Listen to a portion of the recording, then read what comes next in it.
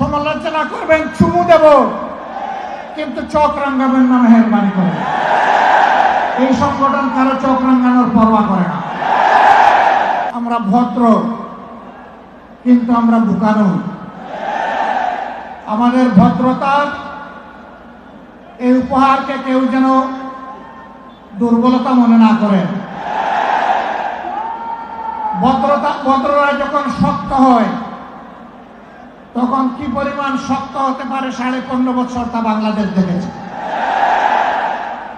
আমি কারো কথা বলবো না, কে কি করেছেন, কোথায় আপোষ করেছেন করেন না, এটা আমার সাবজেক্ট না।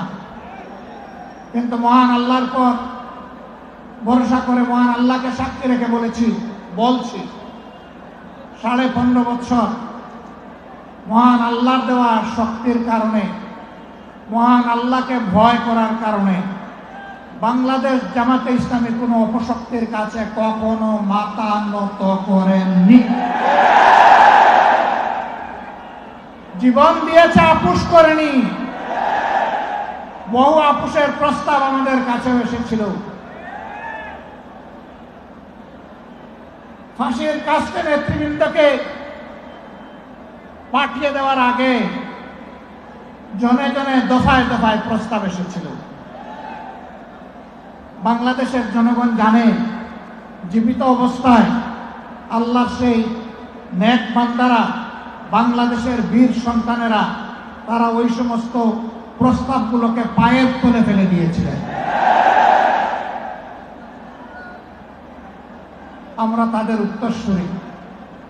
সুতরাং মেহেরবানি করে আমাদের আর ধৈর্যের পরীক্ষা দিবেন না, তাকে মুক্তি দিন। কেন আমাদের নিবন্ধন আটকে রেখেছেন? নিবন্ধন তো জালিম সরকার কেড়ে নিয়েছিল। সেই জুলুম আপনারাও কি আমাদের উপরে করবেন?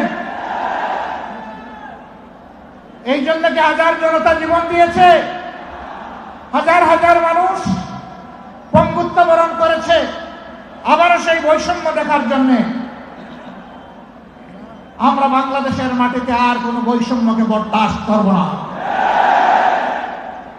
সকল বৈষম্যের কবর রচনা না হওয়া পর্যন্ত আমাদের আন্দোলন অব্যাহত থাকবে ইনশাআল্লাহ।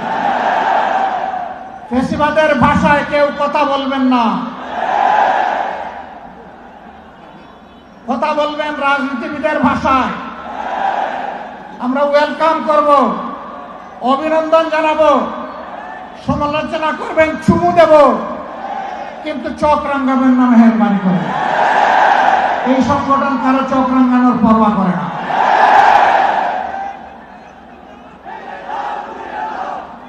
আমার সম্মানিত ভাইয়েরা, দেশের বিরুদ্ধে, জাতির বিরুদ্ধে অতীতেও ষড়যন্ত্র ছিল। ফ্যাসিবাদের পতনের পরেও ষড়যন্ত্র অব্যাহত আছে। এক এক করে আল্লাহ তাআলা সকল ষড়যন্ত্রকে ব্যর্থ করে দিয়েছেন।